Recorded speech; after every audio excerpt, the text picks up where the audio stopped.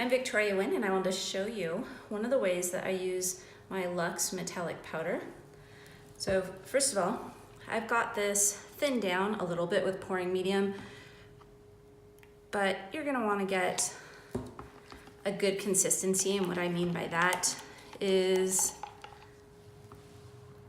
it's nice and drippy. That looks really good.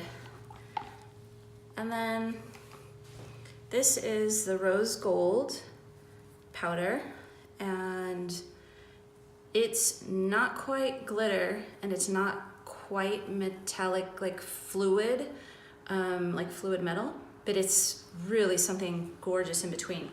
So all I'm gonna do is I'm just gonna start pouring right into my cup. And I like to use quite a bit, especially when I'm doing geodes and anything that has to do with an agate or a rock, or where you're needing so much shine. There it is.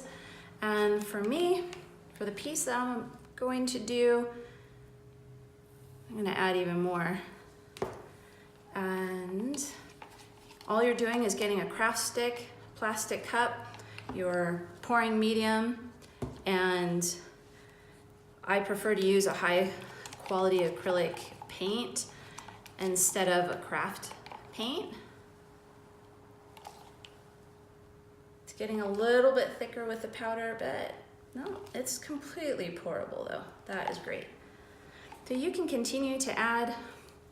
I'll usually do multiple cups where one just has maybe a little bit of a Luxe metallic powder, and one will be just riddled with this beautiful, like almost liquid gold looking.